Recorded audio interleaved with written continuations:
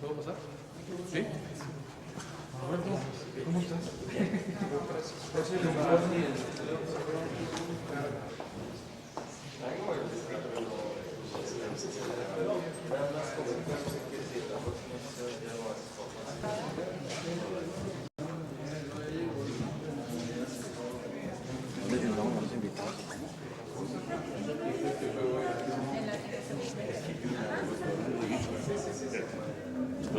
¿Dónde me inscribo? Soy invitado.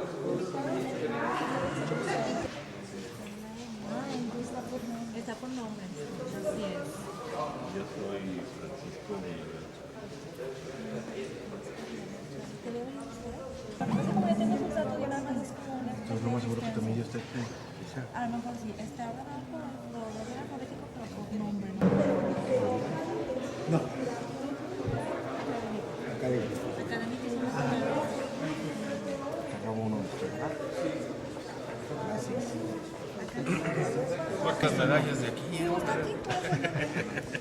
Has de estar en todas las listas. Hola. ¿Cómo le va?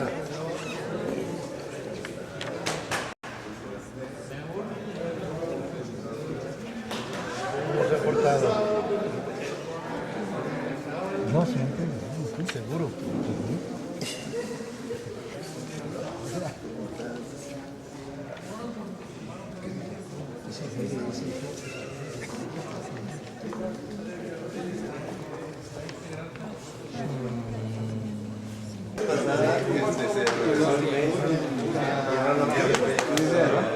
Perito, ¿cómo estás? ¿Cómo te va? De paseo, de viaje. ¿Vas llegando bien? ¿Listo para el para 2 semanas más. Qué bueno. Qué bueno.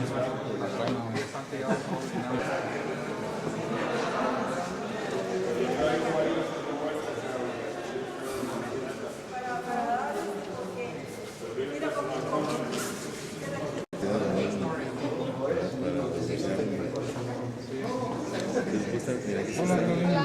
¿Cómo estás? Nosotros vamos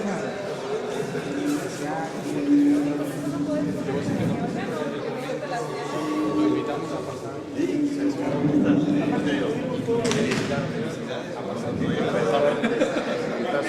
Y pues la regla son puede hacer una plática muy gustos.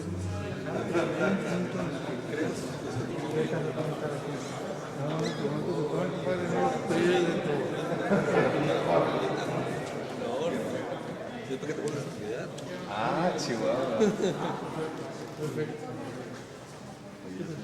Oye, Este es para anunciar.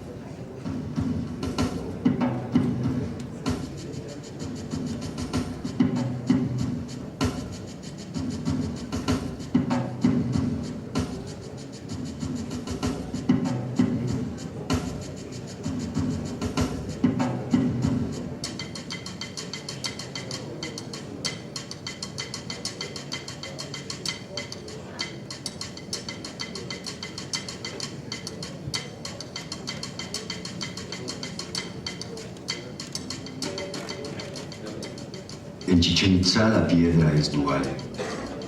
Chichén Itzá es ambigua por naturaleza. Aquí dos mundos, el maya y el tolteca, parecen pugnar en la piedra. Pero la vieja ciudad, de fachadas invadidas por el inquietante rostro de Chaag, ¿no es el producto de un estilo antes que de unos hombres?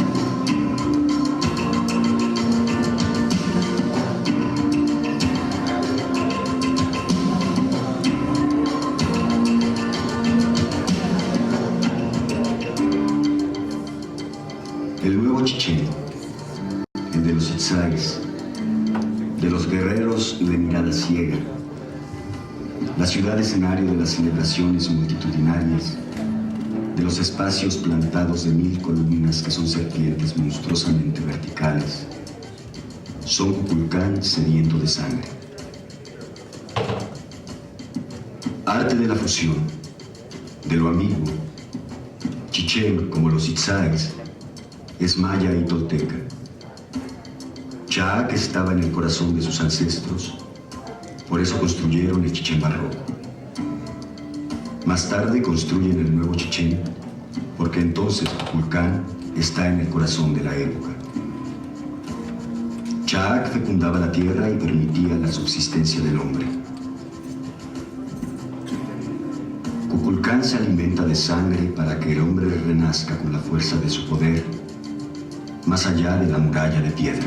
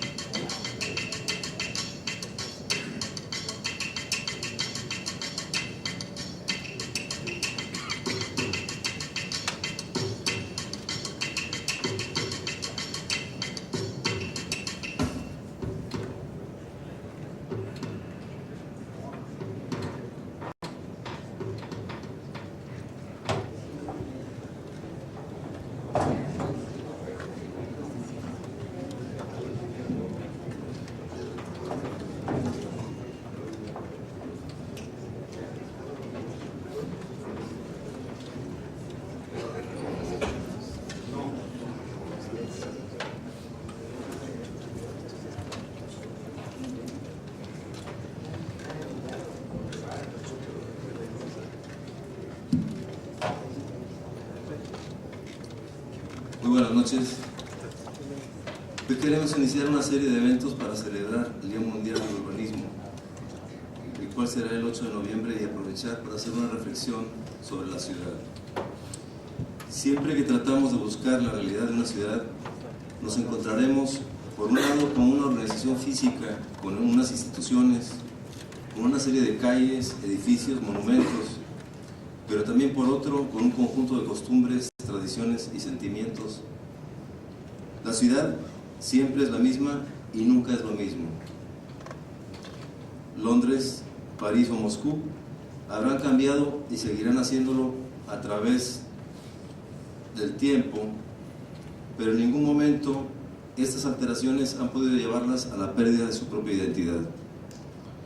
Cuando una ciudad ha perdido su propia identidad, cuando en un cierto estado se ha desvanecido toda referencia a su pasado, es que esta ciudad ha muerto y ha dado paso a otro diferente. La ciudad, en tal, tiene personalidad y se mantiene a través de la historia. Una de las causas de dicha identidad es su emplazamiento físico, su ligamen a la tierra. Esta individualidad, este ser único de una ciudad con respecto a otras, tiene claras raíces materiales, no solo originadas por el sitio, sino por la propia estructura de la ciudad. Las ciudades, como los ofidios, cambian de piel, pero su ser permanece inalterable. La ciudad es un estado de alma, un conjunto de costumbres y tradiciones que se transmiten, es un producto de la naturaleza humana. La ciudad radica en las costumbres y en los hábitos de sus habitantes, que se modelan y modifican unos a otros por su mutua interacción. Las ciudades, más que ligadas a la historia, son historia misma. La ciudad, en muy pocas veces, es obra de un diseño voluntario, y cuando esto ocurre, se da de una manera fragmentaria. El individuo vive en una ciudad que no han hecho sus contemporáneos, sino sus antepasados. Es cierto que la transforma y modifica a su manera, pero es una realidad recibida, heredada, histórica. En una palabra, la ciudad que tarda en hacerse perdura en el tiempo. La ciudad ha sido y siempre será, por índole de su esencia fragmentaria e inacabada. Por eso, toda ciudad es, estéticamente hablando, una frustración. El constante cambio de esta no permite que se produzca el equilibrio requerido en toda creación estética. La ciudad participa del espíritu artístico sin llegar a ser una obra de arte. Si lo fuera, dejaría de ser lo que radicalmente es: historia. A continuación, quisiéramos pasar el micrófono al secretario, al arquitecto Fernando López, para que dé inicio a la sesión. Buenas noches. Tendremos la crónica de la sesión anterior, presentaremos a nuestro ponente. Al final tenemos unos avisos o anuncios muy importantes que hacerles también. Bienvenidos. Les daremos la palabra a la arquitecta María Teresa Martínez para la crónica de la sesión anterior. Buenas noches. En el Museo del Vidrio, Pedro Ramírez Vázquez compartió con nosotros su experiencia, su sabiduría, sus consejos, su vivencia de la arquitectura. Durante casi 3 horas fue tejiendo su charla, instalado en la serenidad, la de los grandes maestros a los que ya no afecta el entorno, sin enunciados categóricos, sin gestos autoritarios, evocando anécdotas, haciendo referencia a la historia, al contexto donde se construyen las obras, a los personajes que las facilitaron y a los que con sus manos las hicieron posibles a lo largo de la práctica de estos 60 años que iniciaron cuando el recién egresado es enviado a Tabasco por Torres Bodet, etapa que más tarde nos describiría cuando Macario Aguirre evocó el aula rural que con su maravilloso mimetismo parece integrarse en todos los paisajes y que fue premio a la Bienal de Milán. Un video para iniciar la sesión: Uxmal, una afortunada adquisición de Luis Préstamo en Cancún. Una ofrenda de belleza al dios del agua, Uxmal, que es una inmensa plegaria, la lección eterna de la arquitectura Puc y los ojos de don Pedro que brillaban durante la proyección de las imágenes. Estaba pensando ya en la primera lección de esa noche, en las cualidades de esa arquitectura prefabricada, así la llamó, las piezas que la conforman, las cabezas, en los equilibrios de fuerzas para mantenerlos ahí. La prefabricación, el diseño previo y la organización de obra existen en Uxmal. Arquitectura high-tech, así la llamó, sin computadora y sin rayo láser. Chichén Itzá es otro ejemplo. La iluminación de la serpiente en el equinoccio, eso es conocimiento. La creatividad se nutre del conocimiento. Estoy aquí para platicar, estoy aquí para aprovechar. El arquitecto invita a los jóvenes a plantearle dudas, cuestiones sobre su obra. A la pregunta sobre su opinión sobre una cita de Richard Meyer en que vivimos en una aldea global, y que no existen los patrones culturales locales. El arquitecto responde que la comunicación de experiencias es ahora muy rápida, ya que compartimos la misma tecnología y esa puede ser la aldea global, pero a ustedes seguramente un día les tocará resolver un centro de salud en Pichucalco y Meyer no sabe que existe Pichucalco. Para hacer arquitectura es necesario conocer los patrones de vida locales. A continuación nos relata, para responder a la pregunta, su participación en el proyecto del Museo del Louvre. Aclara que no fue un concurso y como con otros 6 arquitectos designados por Mitterrand, establece los lineamientos y el programa sobre el que Pey propondrá la pirámide. Es decir, que el equipamiento y los servicios necesarios al Gran Louvre se harían en el subsuelo bajo la Cour Napoleón. Mitterrand designa a Pey, quien propone una pirámide que en la realidad no es translúcida como en la presentación. Tiene un acceso de 6 metros solamente, lo que no concuerda con el museo más importante del mundo ni con el ingrato clima de París. El arquitecto presenta a la Academia de Francia, a la que pertenece, su propuesta a base de un estanque como un tragaluz y se publica a 8 columnas en El Figaro, periódico de derecha. Ese fue el fin de su participación. Con humor nos dice: he participado en muchos concursos y los he perdido, también otros. Claro que eso no está en mi currículum, pero este no fue un concurso. Tenemos una gran responsabilidad. La técnica actual debe enfocarse a mejorar las soluciones de vivienda. La vivienda ya es solo un albergue. Para contestar con un ejemplo al joven que externó esa preocupación de que nosotros podemos ayudar a esa gente a tener una vivienda más digna.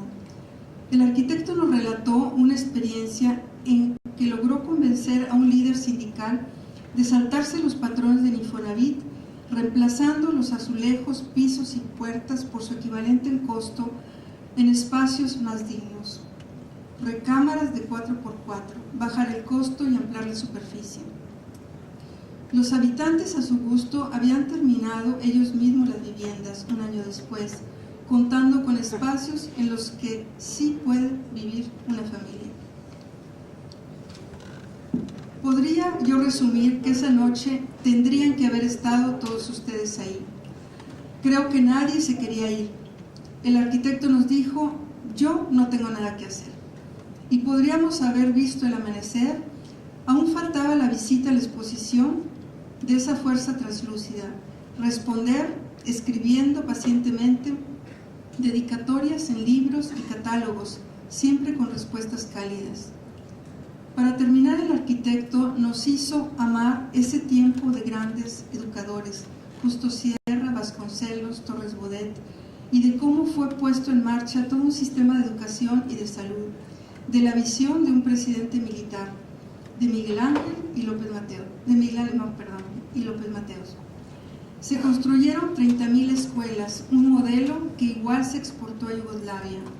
Un secretario de Educación que había sido secretario de Educación del mundo nos dijo, presidiendo la UNESCO, un conocedor de nuestras raíces que aprendió haciendo en Tabasco cuando no había ni catálogo ni teléfono para encargar el material. Gracias, arquitecto, por esta enorme lección. Esto.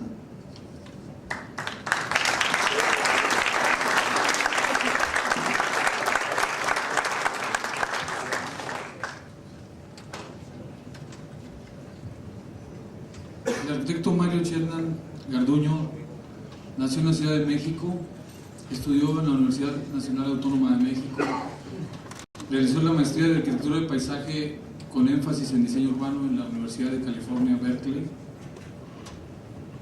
Le otorgaron la beca Loeb Fellow en Harvard University para realizar estudios avanzados sobre el medio ambiente. Fue invitado a participar como director de diseño urbano y vivienda en Infonavit, teniendo la oportunidad de desarrollar nuevas ideas y políticas nacionales en materia de diseño urbano y vivienda a lo largo de 115 ciudades del país, de 1972 al 77. En este año fundó su propio despacho, Grupo de Diseño Urbano SC, con el arquitecto José Luis Pérez Maldonado. Han realizado diversos proyectos de vivienda, parques, plazas, museos, centros culturales, turísticos, recreativos. Entre sus principales proyectos están el edificio de oficina Siglum, recientemente inaugurado en México, un edificio de 22 pisos de altura. Parque Central Hermanos Escobar, es un proyecto en Ciudad Juárez, proyecto de reciclaje de edificios existentes. Los espacios abiertos de las torres oficinas en el parque en Monterrey, el reciclaje de la estación de ferrocarril en Hermosillo, Sonora, un complejo minero metalúrgico de 230 viviendas, parque recreativo El Cedazo en Aguascalientes, el parque ecológico Xochimilco, el rescate de 270 hectáreas con 1.800 locales comerciales, Club de Golf Malinalco, una casa habitación en Contreras, Centro Médico Siglo XXI en el Distrito Federal, el Parque Histórico Culhuacán en Iztapalapa, el Parque Niños Héroes Mexicanos en Aguascalientes, en los terrenos del antiguo aeropuerto de Aguascalientes,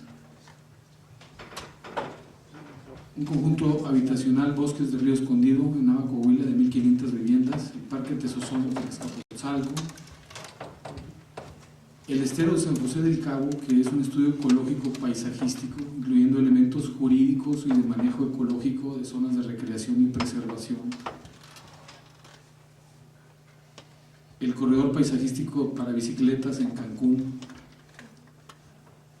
desarrollo residencial Valle Poniente en Monterrey, el Parque Urbano Union Park en Oakland, California, el Peralta Hacienda Historical Park en Oakland, California. Ha sido consultor invitado en el Avalon Park de Tel Aviv, Israel. Participó en un concurso del Worcester Hall Courtyard en California, en Berkeley, en el concurso del Jardín del Perdón en Beirut, Líbano, en el Plan Maestro de Estructura de Paisaje de JBC en Zapopan, Jalisco,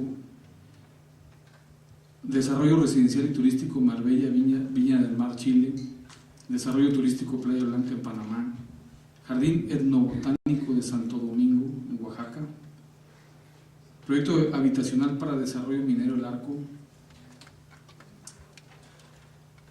Museo Arqueológico de la Cultura Maya. Participó en desarrollo un proyecto para Ciudad Solidaridad de Vivienda en Monterrey, Nuevo León, un proyecto integral hidráulico del arroyo Topo Chico en Apodaca, Nuevo León, un parque industrial geotérmico de Comisión Federal de Electricidad utilizando la energía geotérmica, Parque Central Nopolo, Loreto, en la recuperación de la laguna de agua salada, Parque México Barajas en Madrid, España, Plan Maestro de Tratamiento de Basura del DF, plantas de selección, reciclaje, convertido en parque público, el río Querétaro, en fin. Tiene una gran experiencia académica en Santiago de Chile, en Berkeley, en Louisiana State University, en Roma, fue director de la maestría de paisaje en University of Arizona en Tucson recientemente. Cátedra extraordinaria Federico Mariscal en la UNAM, en Illinois, en Harvard University, en Texas A&M, en Virginia, en Bilbao. Su obra ha sido premiada por diferentes distinciones, la Bienal de Arquitectura Mexicana, los premios de la American Society of Landscape Architects, el premio Príncipe de Gales del Green Prize in Urban Design de Harvard University, la Bienal de Arquitectura de Buenos Aires, el Waterfront Center en Washington, D.C. Y su trabajo ha sido publicado en México, en Australia, en Brasil, en Colombia, en Alemania, en Londres, en Francia, en Japón. También ha escrito libros en criterios de adecuación bioclimática en la arquitectura mexicana, Principios de Diseño Urbano Ambiental en México, y ha sido publicado en muchos otros más internacionales de arquitectura de paisaje. Me llama la atención que en la creación de su despacho, que tiene más de 25 años, en el acta constitutiva dice que es un despacho que se dedicará a desarrollar proyectos pensando en la mejora de la calidad humana, en el respeto del medio ambiente, y eso pues nos dice la seriedad con lo que se lo han tomado en este despacho. Damos la bienvenida al arquitecto Mario Chernan.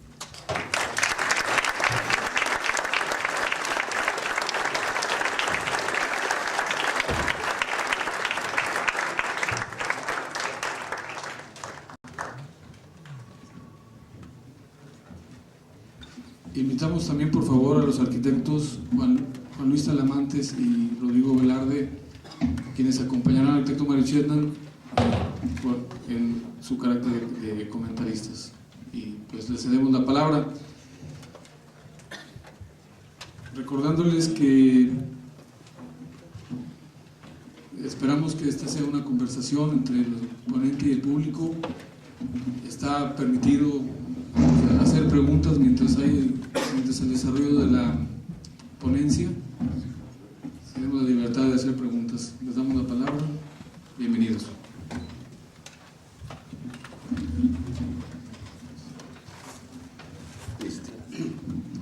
Muy buenas noches. Muchas gracias a la Academia Nacional de Arquitectura en su capítulo de Monterrey por invitarme esta noche. Es un placer, es un honor estar aquí como siempre en Monterrey, y bueno, pues aquí para compartir con ustedes un rato, que ya no es una charla, no es una conferencia, un rato de discusión, como debe ser una academia, ¿no? Un diálogo entre gentes pensantes, digamos.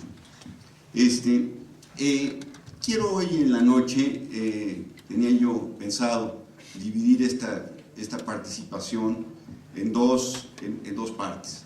La primera, mostrar algunos proyectos muy rápidamente, de los proyectos que hemos construido a lo largo de pues, 20 años en nuestro despacho, en un equipo interdisciplinario en el cual existen arquitectos, urbanistas, arquitectos paisajistas, diseñadores gráficos e industriales, etcétera, etcétera. Quiero presentar estos proyectos ya construidos o algunos proyectos que fueron concursos, que ya no se construirán, y por otro lado, perfectamente con ustedes, discutir alguno de ellos, si interesa, pasamos al siguiente, etcétera, etcétera. En la segunda parte quisiera mostrar los proyectos actuales, qué estamos haciendo en este momento en nuestro despacho, en este año específicamente, en esta evolución intelectual, digamos, que hemos seguido a lo largo de estos 25 o 26 años que tiene nuestro despacho. Me gustaría primero también poner un poco la labor en nuestra filosofía en el tapete, en el piso, ¿verdad? Para que sea un marco de discusión en este contexto de revisión de estas obras. Bueno, creo que lo primero que dijo Fernando es muy real. Justamente nosotros pusimos en los estatutos jurídicos nuestro compromiso y nuestra ética con el medio ambiente. Y eso lo hemos, creo que, seguido a lo largo de una trayectoria, pues ya casi de un cuarto de siglo, o más de un cuarto de siglo. Esta visión para nosotros ha sido sumamente importante.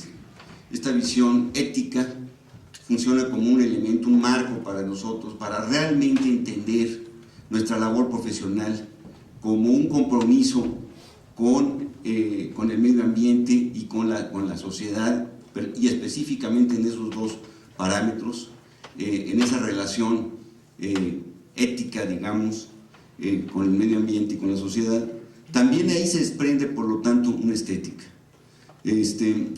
Nuestra visión es que si una cosa está bien resuelta, que si tiene un valor ambiental, que si no afecta negativamente el medio ambiente, que si tiene una conexión muy fuerte con la sociedad, con el público, con el entorno, con la ciudad, ¿verdad? Entonces está en una condición real, digamos, o aceptada, para de ahí en adelante empezar como un elemento de arte, como un elemento artístico. Pensamos que a partir de esta relación ética-estética es como podemos ir construyendo nuestra arquitectura. Y cuando hablo de arquitectura, hablo en el sentido más amplio de la palabra arquitectura. Para nosotros arquitectura es un simple patio, ¿verdad? Una terraza, un jardín, como es también un parque, como puede ser un edificio, como puede ser un entorno, ¿verdad? Como puede ser una creación, un pedazo de ciudad, como hemos participado varias veces, ¿no? En ese contexto, para nosotros concebimos esto como una creación de espacios, ¿no? Quiere decir esto que sabemos que podemos manejar todos los ámbitos o todos los problemas. Quiere decir que entramos en el segundo aspecto fundamental de nuestra profesión, el aspecto de la investigación.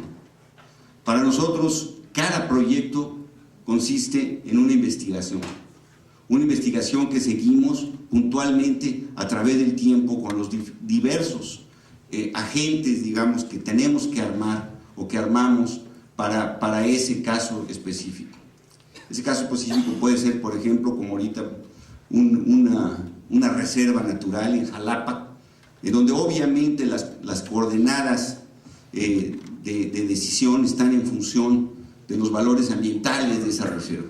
Entonces, por lo tanto, nuestro equipo de trabajo, nuestro equipo de discusión intelectual se basará prioritariamente en términos de una serie de biólogos, zoólogos, ecólogos, etcétera, etcétera, historiadores. Otros casos hemos trabajado en zonas arqueológicas, zonas históricas, zonas monumentales, donde por supuesto las coordenadas están en función de estas variables históricas que tenemos que entender, que tenemos que procesar y manejar.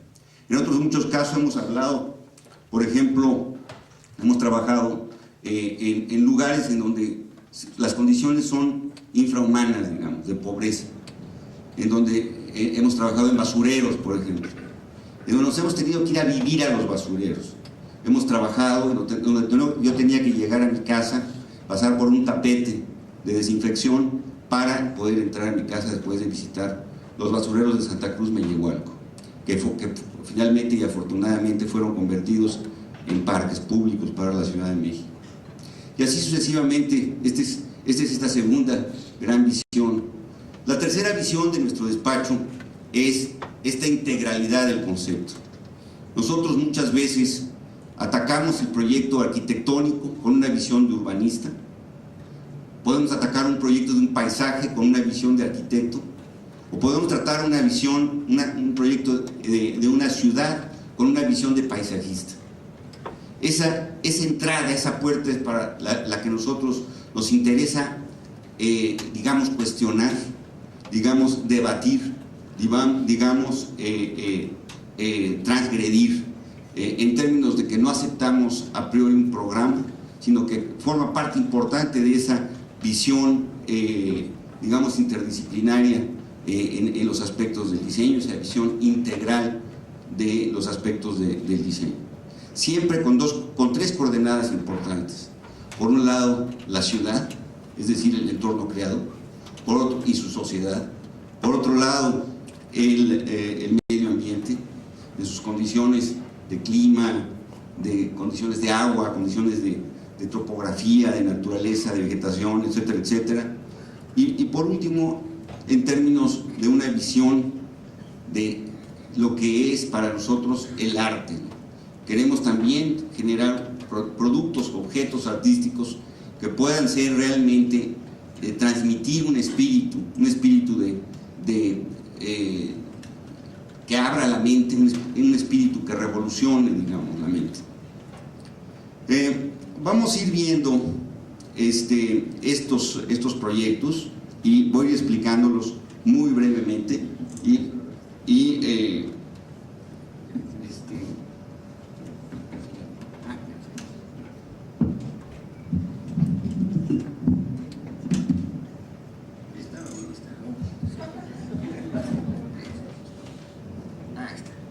Muy bien. Bueno, este nuevo formato de conferencia yo nunca lo había tenido, me siento una especie de reality show en donde algunos de nosotros está por designarse, ¿verdad? Espero que no seamos designados por el público. Decía yo que, bueno, este proyecto para nosotros fue un proyecto precisamente en donde entendimos o acabamos de entender esta visión urbana. Ustedes acordarán, el Centro Médico Siglo XXI se destruyó en el temblor del 85 en la Ciudad de México, en más de un 70% se tuvo que demoler. Se cayó, digamos, el 10%, pero se tuvo que demoler cerca del 70% de todo el desarrollo. Un proyecto que era paradigmático de la arquitectura moderna mexicana, realizado desde el plan maestro por Mario Pani y por Villagrán, después por Enrique del Moral, Enrique Yáñez, y con gentes fantásticas que participaron en ese proyecto.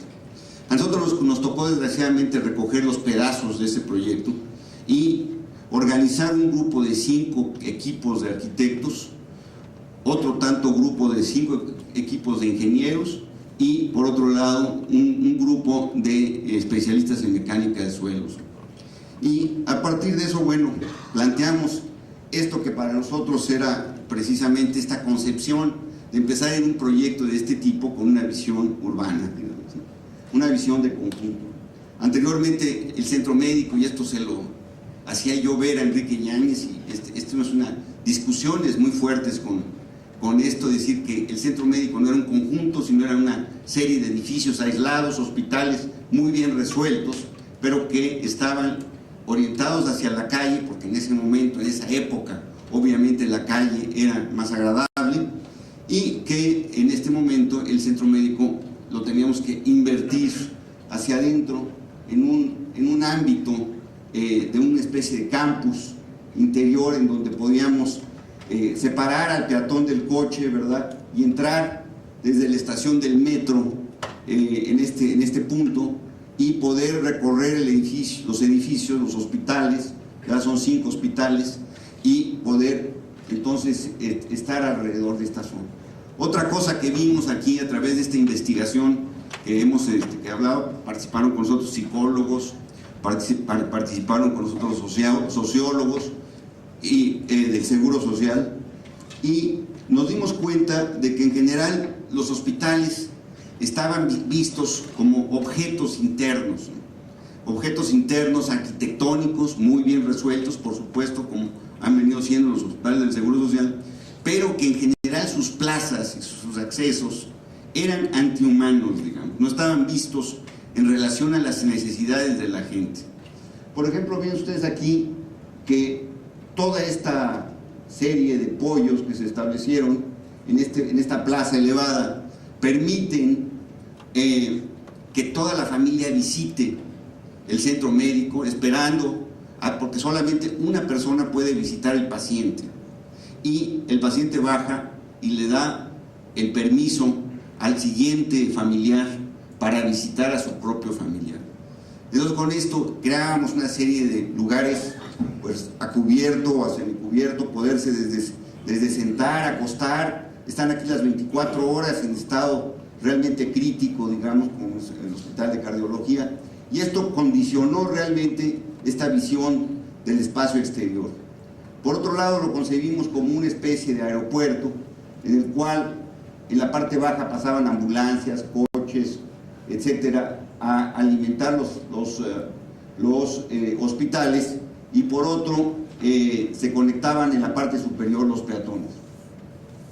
Tuvimos enormes discusiones, digamos, con los arquitectos de que si iba a funcionar, que si no iba a funcionar, Y es muy interesante, después de pues prácticamente 7 años de que se terminó, el proyecto duró 2 años y la construcción duró 5 años, un proyecto que duró en su totalidad 7 años, y esto es parte precisamente de esta visión urbana, digamos.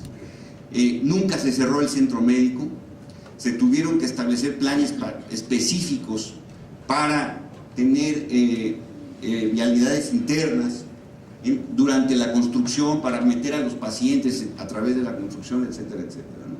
Y hoy día, bueno, creo que es un centro que funciona, ¿verdad? Y que puedes llegar directamente de cualquiera estación del metro del área metropolitana de la Ciudad de México, entrar al centro médico, no mojarte, tomar un carrito eléctrico y visitar cualquiera de los hospitales directamente. Para mí es una concepción, digamos, bastante clara de lo que puede ser el urbanismo, digamos, el diseño urbano en este tipo de proyectos, digamos.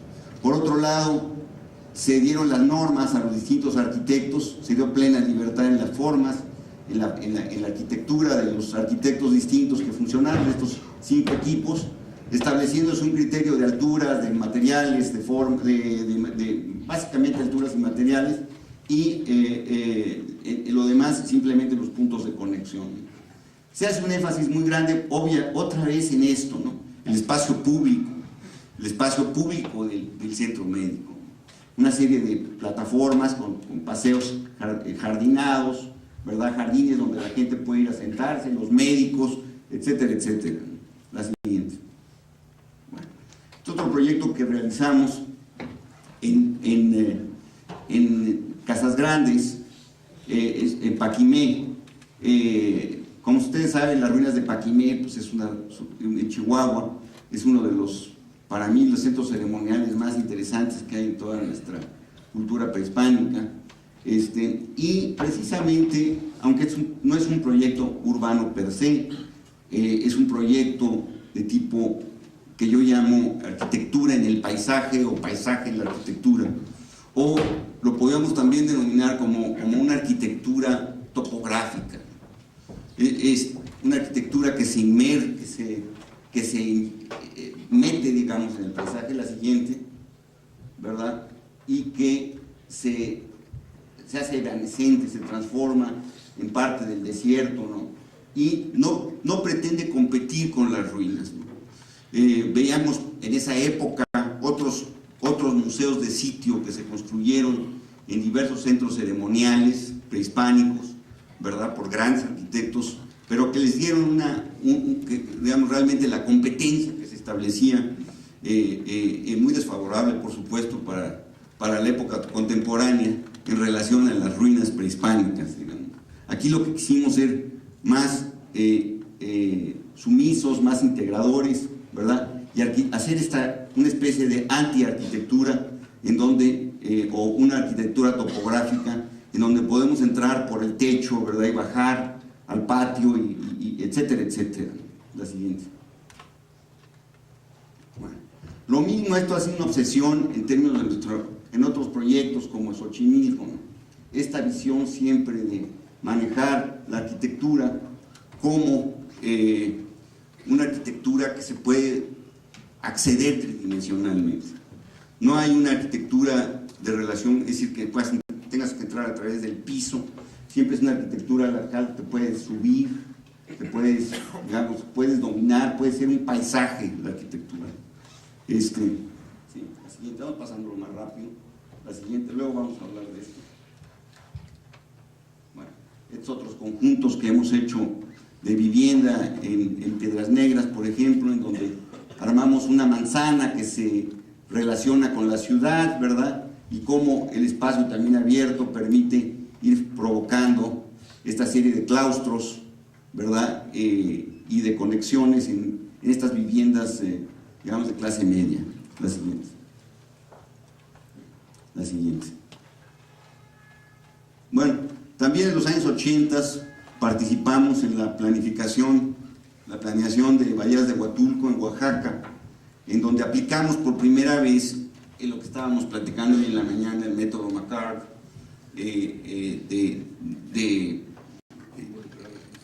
por un lado de involucrar a la gente y por otro lado de entender realmente los factores naturales a través del sitio y de ir integrando todos los factores, ¿no?, en uno solo. Y estos factores ambientales pues nos producen unas decisiones, nos pueden ayudar a tomar decisiones en términos de cómo usar este entorno, ¿no?, este paisaje.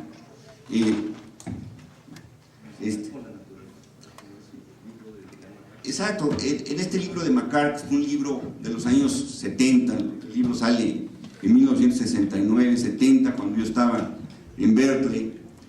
Fue un libro fundamental, seminal, como dicen los americanos, en términos de entender que se puede diseñar con la naturaleza, que se puede diseñar a través de entender realmente los factores naturales, estudiándolos, ¿verdad? Y que si seguimos esa metodología, esa visión unitaria de la naturaleza, y podemos también, por otro lado, analizarla con la palabra análisis es muy interesante porque implica destruir, desconectar, analizar en partes, es decir, desarmar. Yo tengo que armar y desarmar un cuerpo para verlo, para entenderlo, para ver sus partes, para ver sus partes funcionales. Esa visión, bueno, ha sido una visión muy importante a través de nuestra carrera, y en Huatulco fue donde realmente la utilizamos en la localización del pueblo, la localización de la ciudad, localización del puerto, localización de las playas públicas, las zonas turísticas, las zonas habitacionales, etcétera, etcétera, etcétera.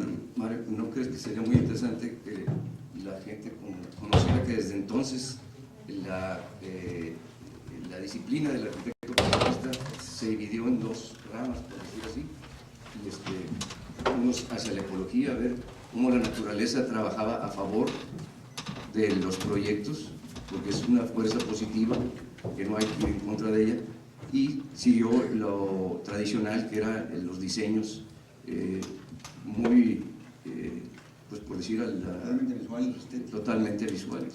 Sí, totalmente de acuerdo. Es decir, Ian McCarthy, un arquitecto paisajista, sociólogo y planificador, escocés, por cierto, que va a estudiar y se establece en Harvard y se establece en Pensilvania, en la Universidad de Pensilvania, como director por cerca de 20 años. Establece esta visión de que la arquitectura del paisaje ya no es simplemente visual, ya no es de paisaje, ¿no?, sino que es una visión de realmente entender los procesos naturales, esta concatenación de factores, que si yo jalo una parte del medio ambiente, puede decir la parte del agua, digamos, la parte hidrológica, voy a afectar en red todo el resto del sistema. Si yo jalo de repente una parte, como puede ser una simple calle o un puente, o transformo la parte de la ciudad, al mismo tiempo todo el resto del sistema se va a afectar en forma de árbol, digamos, conectado. Esta visión intelectual de McCarthy es importante porque a partir de eso es cuando el arquitecto paisajista empieza a tomar un liderazgo, digamos, como urbanista. El urbanismo en el mundo y en Estados Unidos a partir de entonces se vuelve un urbanismo más sociológico, más económico, más social, más legal, etcétera, etcétera. Y la arquitectura del paisaje va tomando una posición de liderazgo en el diseño físico, digamos, de la ciudad.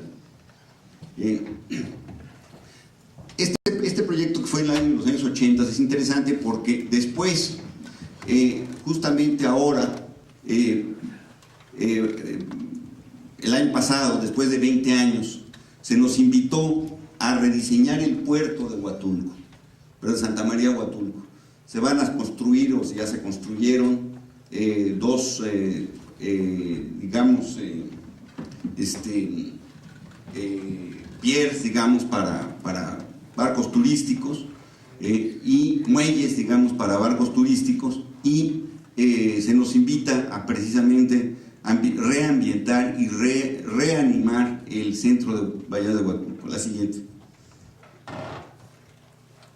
Bueno, Otra parte importante de lo que hemos desarrollado es la parte del paisaje urbano, en coordinación con muchísimos arquitectos. Somos parte siempre de ese equipo. En urbanismo es muy importante saber, en diseño urbano, saber qué juego o qué papel estamos jugando en los distintos proyectos, digamos. Hay veces que nos toca ser líderes, hay veces que nos toca ser seguidores, hay veces que nos toca ser parte integral, digamos, en un toma y daca, a manera de un juego de tenis, digamos. Y hay que saber muy claro cuándo estamos jugando cuál papel, ¿no? En este proyecto específicamente que participamos con Tito y con su grupo, se nos invitó a participar en el proyecto de los espacios exteriores del conjunto, ¿no?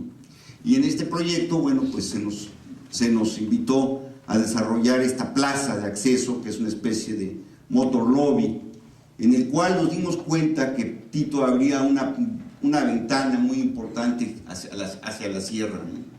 Y entonces vimos que esta parte de la sierra había que traerla a la plaza. Y con esto entonces empezamos a buscar todos estos pedazos de mármoles. Recorrimos cerca de 15 o 20 canteras en diversas partes del país y finalmente encontramos un mármol que lo podíamos partir, ¿verdad?, en un tamaño suficiente como para escenificar el drama de la cordillera de Monterrey, ¿no? Creo que pues, a nosotros nos gusta mucho este proyecto. Participamos también con una escultora aquí, Maya Biblos, y trabajamos integralmente en este diálogo. Por un lado los inversionistas, por otro lado los arquitectos, obviamente, por otro lado la escultora y por otro lado nuestro despacho. Es interesante aquí, en este espacio, pues hay 4 pisos para abajo de estacionamiento, ¿verdad? Y logramos coordinar, digamos, muy cuidadosamente dónde localizar las distintas macetas, las plantas. Otro punto muy importante que quisimos traer a este proyecto, por un lado quisimos traer el paisaje de la sierra en términos pétreos, pero por otro lado quisimos utilizar la vegetación local, ¿no? Las magníficas yucas estas que se dan en los alrededores de Monterrey, por otro lado las cactáceas como estos ágaves, ¿verdad? Otro tipo de yucas, etcétera. Estas nos las trajimos de un terreno de los propios dueños que nos dijeron. Trajimos los ocotillos, los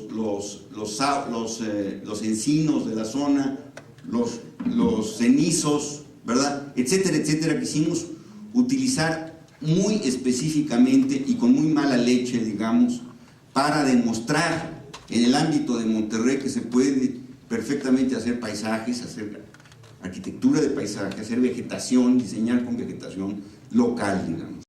La siguiente. Bueno, este es otro paisaje pétreo de Malinalco. Es una plaza de acceso al Club de Golf Malinalco, en donde toda esta roca que ven ustedes, tanto esta, etcétera, toda la plaza, toda la roca, es una, digamos, barda de cerca de 500 metros de largo. Se hizo con rocas excavadas del propio terreno. Entonces ahí estábamos usando la roca propia que salió del subsuelo, de las entrañas de la tierra, ¿verdad?, para hacer el campo de golf, y que utilizamos y reciclamos en la creación de estos enormes tecorrales que van marcando el paisaje, digamos, también. La siguiente. Aquí se ven cómo es el acceso, las montañas, las calles, ¿verdad? Y por otro lado, pues, obviamente los lagos y en sí mismo el paisaje del campo de golf, ¿no? La siguiente. Bueno, también participamos en este proyecto con Augusto Álvarez, padre e hijo, en el plan maestro del Grupo Nacional Provincial después del temblor, uno de los temblores previo al 85, que se cayó la Ibero, ¿verdad? Y entonces lo compró el Grupo Nacional Provincial y hizo un concurso. Participando en el equipo directamente con Augusto, ganamos este concurso y por supuesto ellos desarrollaron los edificios, nosotros desarrollamos el paisaje, digamos, los espacios exteriores. Pero vean ustedes cómo dialogan aquí muy interesantemente los espacios, los vacíos, digamos, los huecos, ¿verdad? Precisamente con estos elementos arquitectónicos. Y aquí también me gustaría decir otra evolución de esta ambientalidad del paisajista, no nada más lo visual, digamos, esto no es una fuente en sí, por ser una fuente bonita, que queremos que el agua suene y que enmascare los ruidos urbanos y que se vea como un espejo, y que, etcétera, etcétera. Sabemos todo lo que hace una fuente, pero más allá, queremos llevar más allá el paisaje del siglo XXI, y precisamente, por ejemplo, esta fuente es una máquina de enfriamiento del aire acondicionado, del sistema de computación del propio centro del centro de los seguros, ¿no? Del Grupo Nacional Provincial. Es decir, que el paisajista en esta visión, por un lado ambiental, pero también por otro lado de esta tecnología ambiental, exacto, aquí nos lleva esta, yo creo que tú vamos a hablar sobre este tema, la sustentabilidad. Bueno, estamos interrumpiendo un poco la trayectoria de Mario. Aquí precisamente vemos en casi todos los proyectos que has presentado una triple coincidencia de lo ecológico, lo programático y obviamente lo esencial del sentido del lugar. Y obviamente yo creo que eso tiene mucho que ver con la sustentabilidad del sitio, del medio ambiente y obviamente del medio ambiente ecológico urbano. Yo creo que los ejemplos que tú vas a presentar van a ilustrar perfectamente estos conceptos. Qué bueno que toquen esto, porque fue una parte que no toqué en la introducción. Y en esta visión, ¿dónde más allá puede ir el arquitecto paisajista o el arquitecto de paisaje en el siglo XXI? No nada más en los aspectos visuales, no es un ecólogo, ni pretende serlo, pero diseña con la ecología. Y por otro lado, no es un ingeniero ambiental, pero diseña con la tecnología ambiental. Y en este sentido, esto es importante, esta visión es cómo podemos reutilizar el agua, reciclar, y es parte de esta visión ética que yo decía, ¿no? Si vamos a utilizar enormes cantidades de agua, digamos, ¿cómo podemos realmente reciclarla, volverla a usar? ¿Cómo podemos reutilizarla? ¿Cómo podemos enfocarla? Etcétera, etcétera. Bueno, este otro proyecto para nosotros es obviamente uno de los proyectos más importantes de nuestra trayectoria, el proyecto ecológico del Parque Ecológico Xochimilco, como parte de todo el rescate ecológico. Creo que es uno de los grandes rescates ambientales que se han hecho en el mundo, a cualquier escala, no porque nosotros hayamos participado, porque nosotros únicamente participamos en una parte, digamos, de 300 hectáreas, pequeña porque el proyecto completo de Xochimilco involucra 3.000 hectáreas.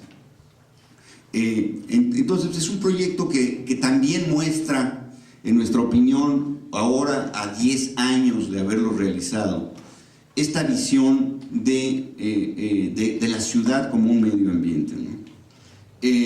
Por un lado, Xochimilco hoy ya no es una naturaleza, es una artificialidad, es decir, es un artificio. En esta visión cambia completamente la visión del arquitecto paisajista, tratando siempre de, entre comillas, recrear a la naturaleza, porque si desconectamos una bomba en Xochimilco, se acaba. Es decir, si se acaba la luz, ¿verdad? Hoy día Xochimilco es absolutamente artificial. Y eso es lo interesante, digamos, para mí, como personaje del siglo XXI, ponerme una cosa y decir, ¿cómo podemos reciclar todo el agua que sale de la zona sur de la Ciudad de México, 3 a 5 millones de habitantes, 3 millones de habitantes, ¿cómo podemos reciclarla? ¿Cómo podemos reinyectarla? ¿Cómo podemos reusarla? ¿Verdad? ¿Cómo podemos conservar una serie de espacios históricos que nos llevan al siglo IX en el Valle de México, ¿verdad? Y cómo podemos, en esos términos, crear un hueco grande de la ciudad, a escala de la ciudad, ¿verdad? Para darle forma a la ciudad. Es otra parte importantísima del espacio abierto, digamos. Contrariamente a lo que los arquitectos piensan, digamos, lo importante en la ciudad no es el vacío, no es el lleno, sino es el vacío, es el hueco. Es lo que creamos en el hueco, es donde no construimos, y cómo vamos configurando el hueco de la ciudad es lo que es la ciudad. Claro, se elabora con una otra contraparte dialéctica que es el lleno, que son los edificios, ¿no? Pero normalmente hay una obsesividad con respecto al edificio y con respecto al lleno, digamos, y se nos olvida ver el hueco, digamos, que es realmente lo que vivimos, por donde nos movemos, por donde transitamos y desde donde percibimos e imaginamos la ciudad. Que biológicamente está dando muchos beneficios a la ciudad, ¿verdad? Sirve como un cuerpo de una pileta de aireación para estar mejorando la calidad del agua, ayudando a la naturaleza siempre, ¿verdad? Claro, en este punto, por ejemplo, se han hecho estudios después de Xochimilco, el volver a reactivar, digamos, 140 kilómetros de canales, más de 3.000 hectáreas de chinampas y de zonas boscosas con agua. Y ya hay datos interesantes de la Universidad Autónoma Metropolitana en cómo ha ido cambiando el clima en el sur de la Ciudad de México, ¿verdad? También se hizo ahora que Calach y Teodoro González de León proponían lo del vaso de Texcoco, cómo transformaría eso positivamente, digamos, el clima dentro de la Ciudad de México. No se diga, por supuesto, la contaminación, ¿no? Las partículas suspendidas en el aire, ¿no? Bueno, saltamos de Xochimilco a otro proyecto reciente, digamos, terminamos en el 2001, el proyecto de la Torre Siglo. Platicaba yo en la comida un aspecto interesante de este proyecto. Se nos invitó a participar a 8 grupos o despachos que habían hecho edificios altos en general, eran arquitectos que habían hecho edificios, ¿verdad? Y a nosotros se nos invitó un poco de refilón, ¿verdad? A este concurso, que no habíamos, obviamente, porque no habíamos hecho ningún edificio alto, ¿no? Y entonces, precisamente, cuando se me invitó al proyecto, yo pregunté cómo se va a evaluar el concurso. Dijeron, no, es muy sencillo, vamos a evaluarlo los propios dueños, los arquitectos de los que trabajan en esta institución de promotores, ¿verdad? Y los inversionistas y algún asesor, y se acabó. No hay un jurado, no hay un proceso formal, digamos. Y entonces a mí, si quieres pasar la trasera, es la anterior, empezamos a hacer un estudio realmente urbano del terreno, en el sentido de cómo transito yo por avenidas urgentes, ¿verdad? De que este edificio remotamente lo vería yo de frente, digamos, como cuando se pone un geometral en una fachada, que siempre lo vería yo en perspectiva o en una forma dinámica desde el peatón o el coche. En ese sentido, entonces, la forma del edificio empezó a evolucionar de una forma de paralelepípedo a una forma ovoidal, digamos, una forma de curva que representa para nosotros el dinamismo, digamos, o la multifachada, multidimensionalidad de una fachada.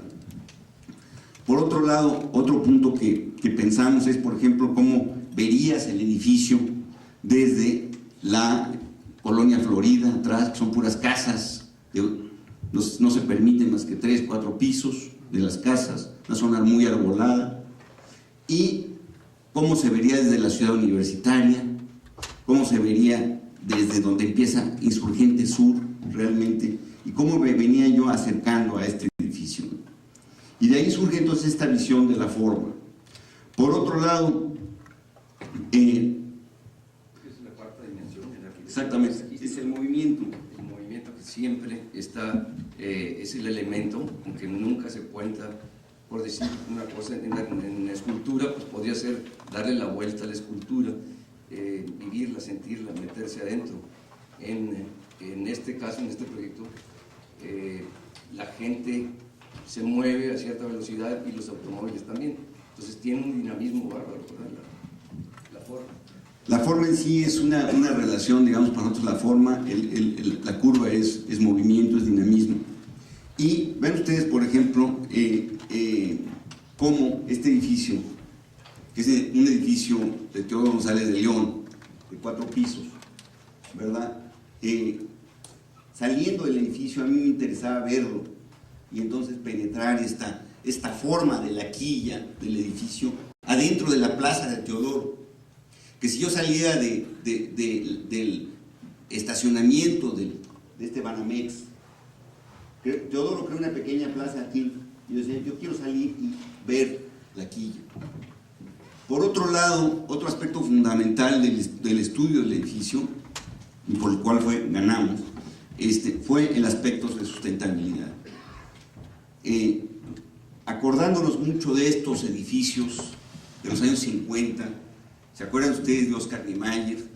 Un edificio en Sao Paulo, ahorita se me va su nombre, es un edificio que mueve, digamos, y el cual crea toda una serie de losas, parteluces horizontales que le dan un increíble dinamismo. Queríamos nosotros conectarnos o reconectarnos con esa estética, digamos, funcionalista de los 50 del movimiento moderno latinoamericano. Y entonces en ese sentido empezamos a jugar con esta losa que se vuela, y esta losa que se vuela crea sombras durante el día y protege al edificio, digamos. Hicimos un estudio muy interesante con los ingenieros de mecánica, digamos, del aire acondicionado, y vimos que se podía, con este pequeño sistema, ahorrar cerca del 20% de la energía para enfriar el edificio, ¿verdad? Por otro lado, en la parte más, digamos, esta fachada, que es fachada poniente, hicimos un remetimiento del edificio hasta cerca de 2,50, digamos 2 metros, en esta parte, ven ustedes aquí, más o menos es 1 metro, y luego otro metro de esto, se remete cerca de un 80, por lo que me acuerdo, y entonces también se provoca en este marco otra sombra, digamos. Y por último, la siguiente, otras consideraciones de tipo urbanas, porque para nosotros este fue un edificio básicamente urbano. Ven ustedes, el lobby es una esquina que conecta la ciudad con el edificio, digamos. A partir desde afuera puedo yo ver cómo entrar adentro del lobby, ¿verdad?, de 4 pisos, y justamente esta cornisa se conecta a la altura del edificio de Teodoro González de León. Es decir, que lo conecta, lo abraza, lo toma, ¿verdad?, en su proporción.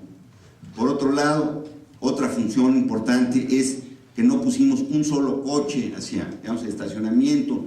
Aquí metimos cerca de 600 automóviles y los metimos en 8 pisos de estacionamiento subterráneo, y conectamos la planta baja con un gran comercio, ¿verdad?, que pensábamos que podría ser un restaurante, un banco, una función pública. Finalmente lo rentó una Peugeot, ¿verdad?, pero le da un gran dinamismo a la calle, remetiéndonos un poco más y generando esta plaza en este sentido. A ver la siguiente. Bueno, la fachada oriente, bueno, la siguiente. Bueno, otro proyecto del cual se mencionó en el currículum es este proyecto que estamos realizando en Union Point, en Oakland, en la bahía de San Francisco. Interesante para nosotros, interesantísimo, porque ha sido trabajar ya 3 años en este proyecto.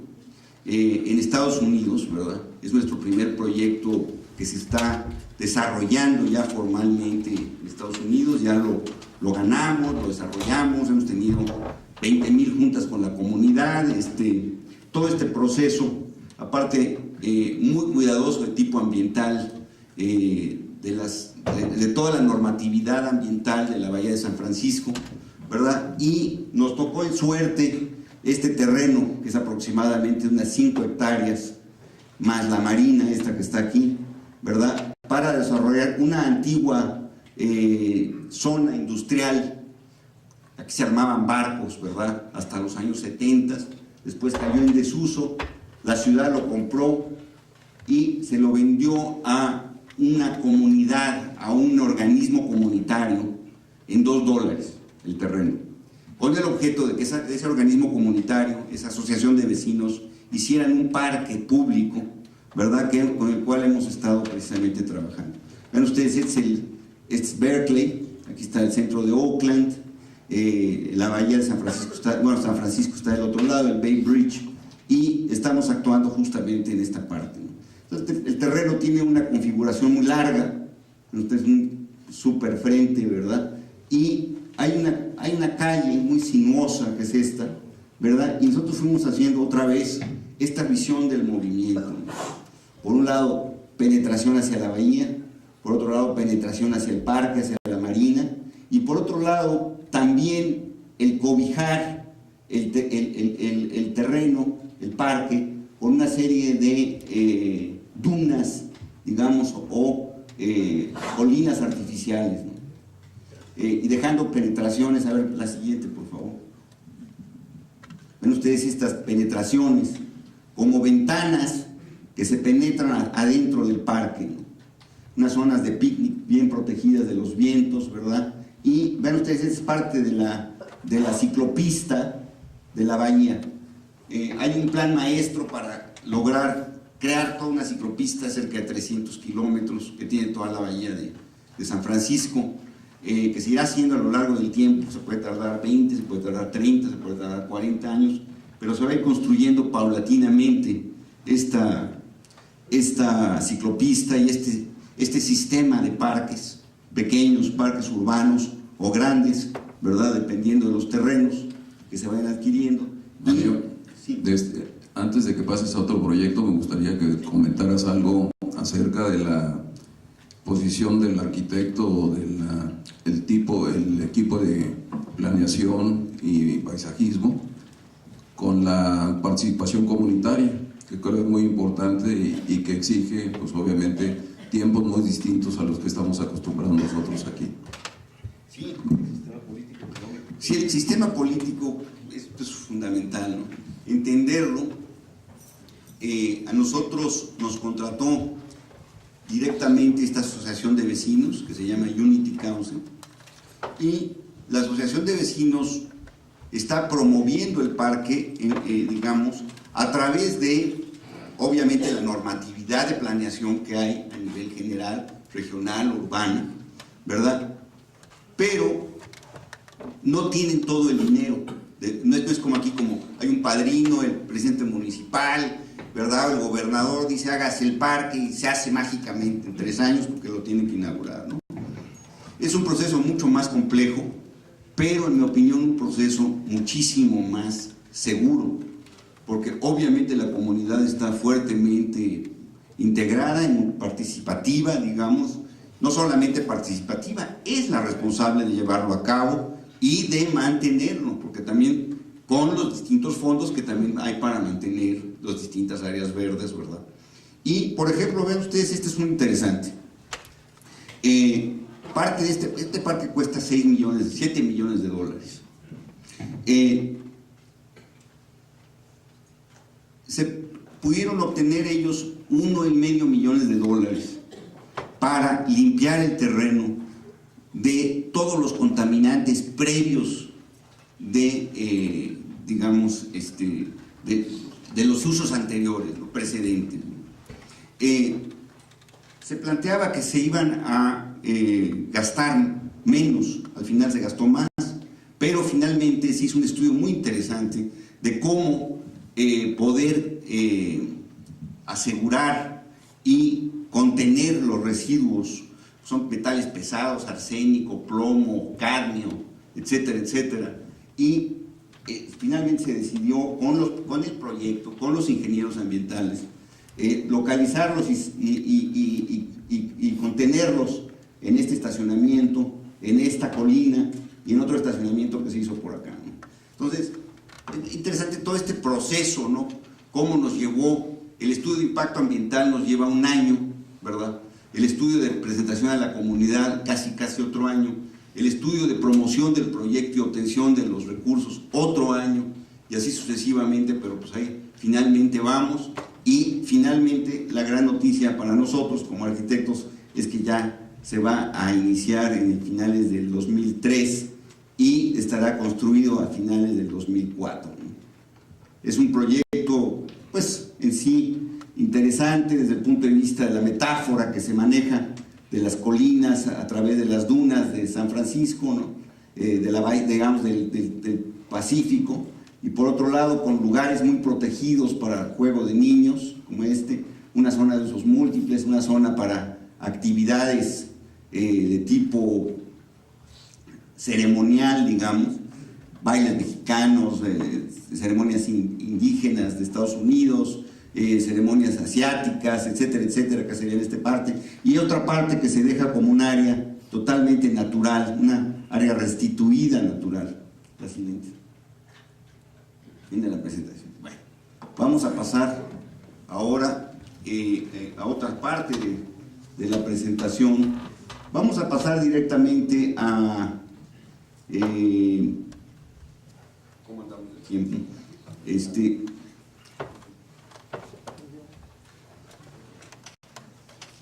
hay preguntas, interrumpan.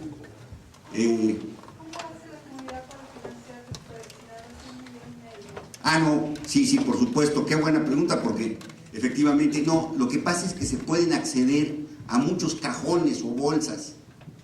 Este cajón del $1,500,000 es un cajón que hay de la Secretaría del Medio Ambiente para descontaminar lugares. Pero hay otro cajón que es de ciclopistas, digamos, que la legislatura de California tiene asignado, digamos, X fondos al año para crear la ciclopista. Pero la ciclopista no se puede dar así en abstracto, ¿no? Sino que se tiene que encuadrar dentro de un proyecto aprobado. ¿Me explico? Entonces pueden acceder a este otro cajón. No hay esta cuestión de que se tengan que gastar a fuerza dinero ese año, sino que se puede, digamos, tener ese dinero y pueden ir accediendo a ese dinero porque está guardado, ¿verdad? Otro de los recursos a los que se obtiene es en la creación de parques y jardines, tanto estatales como municipales, ¿verdad? Otra fuente de financiamiento es, digamos, de tipo social, para actividades, por ejemplo, educativas.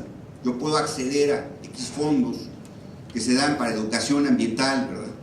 Y así sucesivamente hasta conseguir la cantidad necesaria para hacer el proyecto, y por eso se tardan tanto tiempo. Entonces la comunidad se vuelve un elemento promotor y gestionador de estos recursos y estos dineros, ¿verdad? Y se vuelve un elemento muy importante que da una gran certidumbre al proyecto, ¿verdad?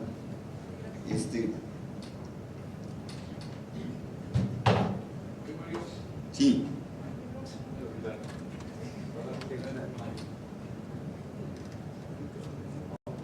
Mario, hoy a mediodía comentaste algo muy interesante cuando estuvimos en la reunión sobre la idea que se tiene. Todo el mundo piensa en la Bahía de San Francisco como la gran utopía, el gran paisaje, y te acuerdas que comentábamos que Oakland era otro lío. Sí. Sí, creo que fuera muy interesante, sobre todo para la comunidad de Monterrey, la ubicación de Oakland como ciudad industrial y Monterrey como ciudad industrial, y lo que hiciste de proceso en ese parque para rescatar esos terrenos y qué se hizo con las tierras contaminadas. Claro. A ver, ponemos Union Point Park. Sí, estábamos platicando que las mejores conversaciones suceden en la comida y alrededor de los tequilas, como siempre, de la cerveza. Estas conferencias deberíamos estar todos comiendo y con tequila y con cervezas para que realmente surgieran las mejores discusiones, ¿verdad? Hubiera interrupciones, etcétera, etcétera. Platicábamos que Oakland es un poco el Netzahualcóyotl de California, ¿no? Del área metropolitana de San Francisco. Nosotros vemos ahí las películas, ¿verdad? La belleza, el Golden Gate Bridge, todo esto, pero hay una parte tremendamente pobre, tremendamente contaminada, tremendamente industrializada y obsoleta, que es Oakland. Un Oakland que hace 30 años, cuando yo era 25 años o 27 años, cuando yo era estudiante, estaba en las guerrillas urbanas, ¿no? Ibas allí, pues se peleaban unas auténticas guerrillas urbanas, no de gangs, digamos, sino auténticas guerrillas urbanas que querían transformar la sociedad, ¿no? Bueno, ese Oakland se acabó finalmente, se acabó Huey Newton y sus armed guerrillas, ¿verdad? Y se dio paso a una comunidad destrozada que se ha tardado 25, 30 años en reconstituirse. Y actualmente el presidente municipal de Oakland es Jerry Brown, que fue gobernador de California, fue un gobernador demócrata muy progresista, digamos. Y entonces Brown quiere precisamente, dijo, yo me comprometo a hacer 12,000 viviendas en el centro de Oakland, transformar el puerto y recuperar el frente acuático de Oakland. Y uno de estos proyectos, obviamente, con la comunidad es parte de estos. Platicamos, por ejemplo, que cuando empezamos el proyecto, pues había esta visión. Después hicimos un estudio de impacto ambiental, se tuvieron que hacer las pruebas de contaminación del suelo. En la primera visión que se tenía se gastaban casi $5 millones para descontaminar el terreno, ¿verdad? Porque una de las alternativas que proponían los ingenieros era sacar toda la tierra, mandarla a unos desechos autorizados, traer tierra nueva. Y dijimos, bueno, ¿y qué hay de ecológico en eso? Estás creando dos problemas más, ¿no? Por un lado estás sacando la contaminación, localizándola en otro lado, y por otro lado estás abriendo un hoyo no sé dónde para traer la tierra para crear este parque, ¿no? Vamos a ver otras alternativas. Se vio la alternativa de una pantalla de concreto a todo lo largo de casi la milla de frente que tiene este parque, ¿verdad? Y también salía carísima esa pantalla de concreto, ¿no? Y finalmente empezamos a sentarnos y a estudiar, etcétera, y logramos esta visión que se platicó, ¿no? Poner por un lado la contaminación aquí, sellarla acá y hacer otro estacionamiento y sellarla en ese estacionamiento. Exacto, el confinamiento es in situ. Esto podría ser un tema muy interesante para Monterrey, ¿no? Porque nosotros en algún momento trabajamos en un terreno de Industrial Minera México, en el centro de Monterrey, en una fábrica que era de producción de mercurio, que está aquí cerquita, en el mero centro de Monterrey, son 20 y tantas hectáreas, y nosotros actualmente nos abocamos estrictamente a la ley ambiental de México. La ley dice que tenemos que revertir a su estado natural absurdamente ese terreno, cosa que obviamente no se puede hacer. ¿A cuál? Al cuaternario, al prehistórico, ¿verdad? ¿A qué? Es decir, es una visión un poco, una ecología abstracta de científico de la UNAM, digamos, sentado allí en un cubículo. Entonces, decíamos nosotros, vamos a confinar. Trajimos un agente especialista de Harvard para estudiar la zona. Decíamos, bueno, es que podemos utilizar una parte inmediatamente, otra parte a 5 años y otra parte se va a tardar 100 años.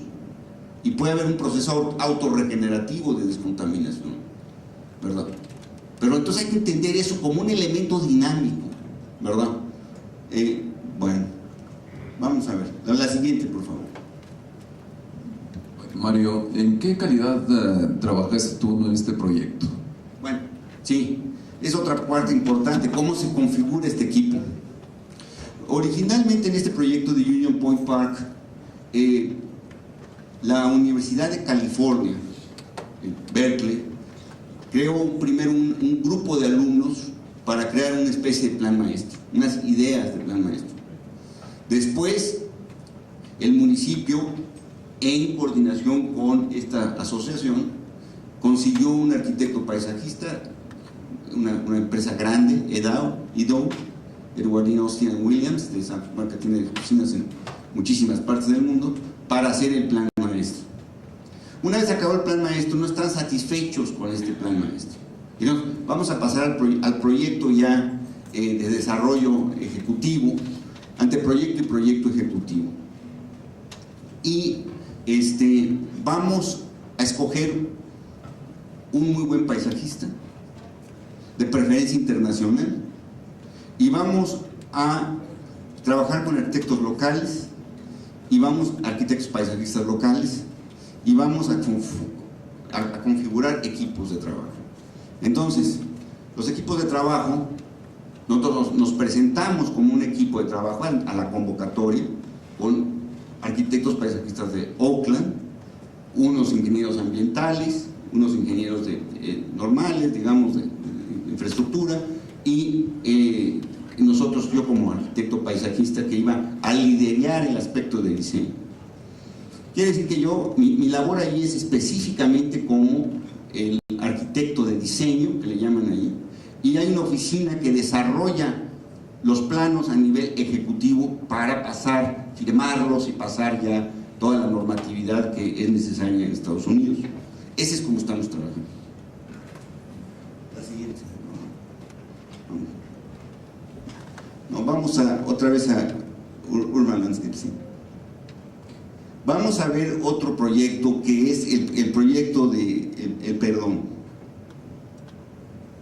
el Jardín del Perdón. Eso es. Este proyecto es un proyecto que se nos invitó en el año 2000, 1999-2000, a 7 arquitectos paisajistas de diversas partes del mundo. Hubo 2 ingleses, un francés, dos americanos, y nosotros, unos arquitectos libaneses y nosotros.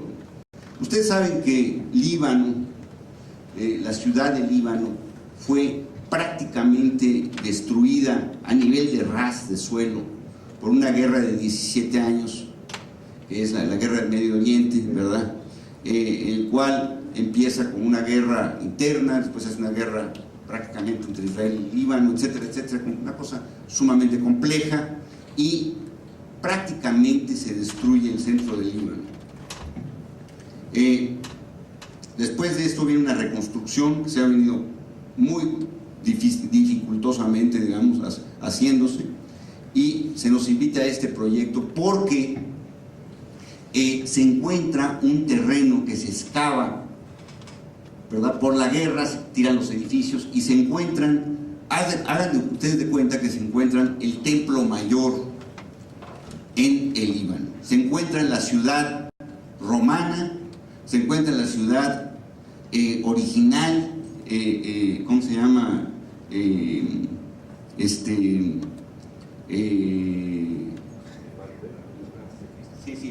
Bueno, no totalmente romana, sino ahorita se encuentra en la ciudad árabe, se encuentran trazas, pedazos de toda una historia de casi 3000 años urbana en esa arqueología.